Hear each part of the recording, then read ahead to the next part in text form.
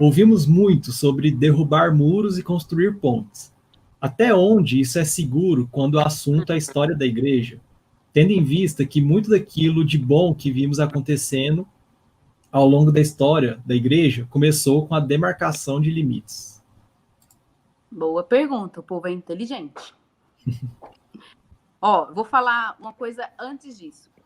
Quando a gente estuda a história da igreja, muito semelhante com as escrituras, a gente interpreta, né? A gente interpreta os fatos ali. Então, tem muito a ver com óculos que você usa para interpretar os fatos históricos. Até a questão de livro, né? O livro que a gente compra, eu achei bem legal que o Mark Noll, ele se coloca, olha, eu sou evangélico protestante aqui, mas eu vou tentar ser imparcial. É claro que ninguém consegue ser totalmente imparcial, porque até o jeito que a gente coloca uma vírgula vai pender para algum lado. A gente precisa ser sincero nisso. Então, quando a gente vai estudar a história da igreja, a gente tem que ter esse cuidado de que por qual caminho a gente está indo, por qual via. Porque história da igreja, sei lá, o estudo histórico é uma ciência, né? A gente está lidando com fatos. Eu tenho muito temor quando eu dou aula de história da igreja. E já errei falando, infelizmente, mas corrigi. Porque a gente está lidando com fontes. Quando você fala assim, por exemplo, todo mundo fala, vocês já ouviram falar de Orígenes? Orígenes castrou a si mesmo. Eu fiquei horrorizada com aquilo. Aí eu fui olhar e pesquisar mais, é uma suposição, não é um fato em si. E às vezes a gente pode acabar interpretando baseado nesse fato. Enfim, o estudo da história da igreja, a gente precisa usar os óculos certos de interpretação, né? Então, a gente nunca chega para estudar a história livre. A gente chega com alguns pressupostos. Então, o estudo de história da igreja, ele é pautado também pela questão teológica. Então, olha como é difícil para mim, professora de história da igreja, e eu tento demarcar os meus limites nas aulas. Porque, por exemplo, quando a gente dá aula de história da igreja, a gente está dando aula das doutrinas cristãs, a gente vai dar aula, vai acabar mexendo com trindade, cristologia, pneumatologia, porque a gente vai falar o que as pessoas desenvolveram na história. E, às vezes, a gente acaba interpretando o que é certo e o que é errado, né? Isso acontece. Eclesiologia, direto, a gente vai lidar com tudo isso. Então, eu tento demarcar os limites, mas eu sempre sou franca. Olha, eu sou dessa linha. Você está estudando com uma professora que é desse lado, né? Então, estou dando só essa introdução para dizer que realmente é uma pergunta importante, porque a gente está lidando com interpretação de fatos. A gente nunca só lê o fato. Ah, eu sei que Agostinho fez isso, mas será que eu concordo com isso? Será que eu concordo com a forma que Agostinho entende sobre reino de Deus, a escatologia de Agostinho? A gente acaba tendo isso aí. Então, eu acho que o estudo de história da igreja ele tem que ser feito com o estudo da teologia em si. Gente, eu não sei se eu tenho tempo para isso, aí não sei quanto tempo é a live, mas a minha história é isso aí. Porque, posso falar, né?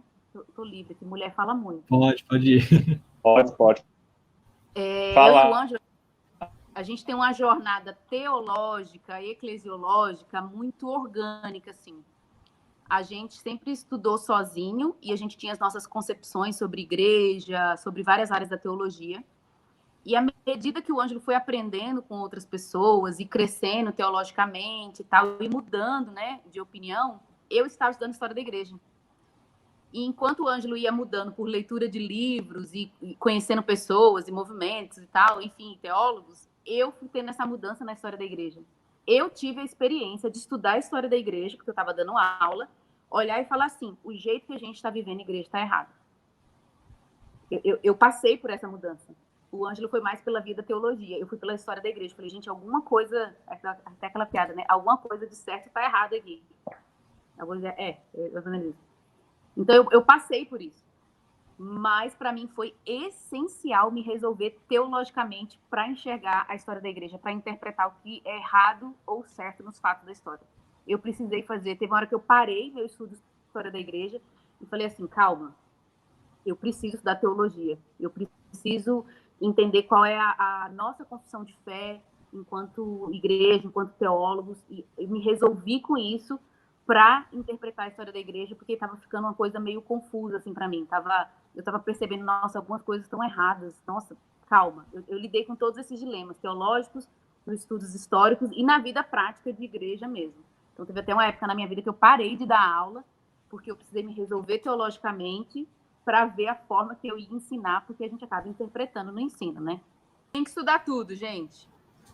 Mas eu acho que o que vai estabelecer os limites é a nossa teologia. Mas voltando à figura da árvore, se a gente imaginar a história da igreja como uma árvore, Antigo Testamento, a história do povo de Israel, as nossas raízes, e aí começa o tronco da árvore ali a partir de Atos, no Pentecostes, a história da igreja em si, a gente vai ver que tiveram várias divisões, né?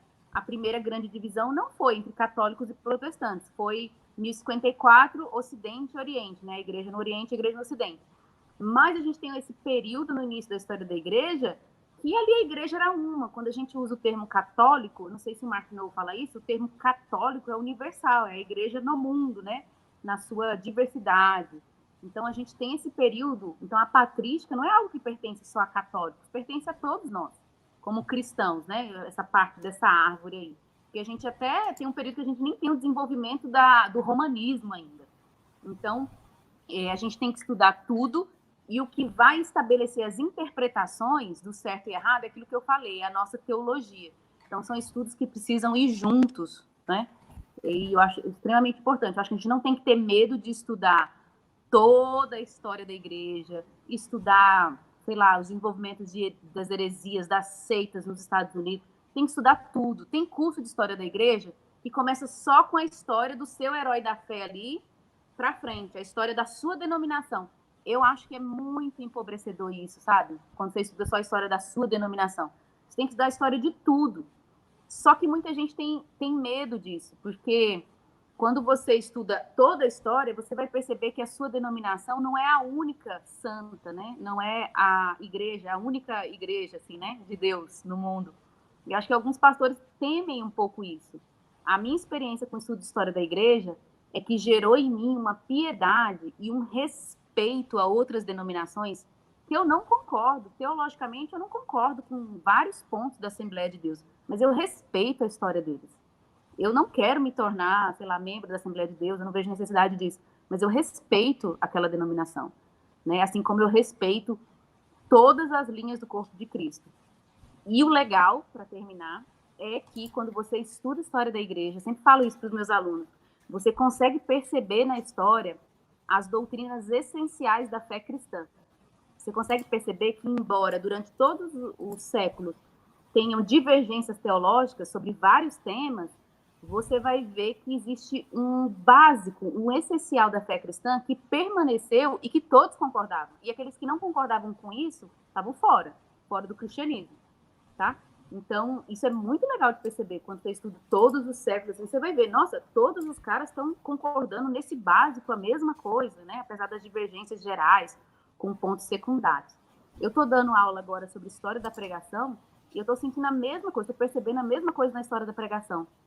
Todos os pregadores que eu estou estudando têm diferenças, tinha uns que abraçavam mais a retórica clássica, outros já vão ser contra isso, método de interpretação alegórico, literal e tal, tem diferença.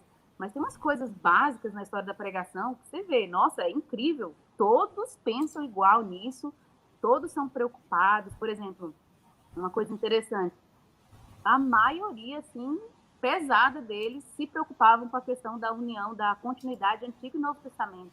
Pregavam os dois, né? Os grandes pregadores se preocupavam com isso. Às vezes até no culto liam o Antigo e Novo Testamento para a congregação entender que era toda a palavra de Deus e tal. Então a gente consegue perceber isso, e isso é legal, porque isso vai ser, são os limites da fé cristã, né? Porque a gente está estudando a história da igreja, mas não quer dizer que todas as religiões levam a Deus. Quando a gente estuda a história da igreja, vai estudar várias coisas, mas não quer dizer que é uma bagunça, né? Que não tem muros. Tem muros, sim.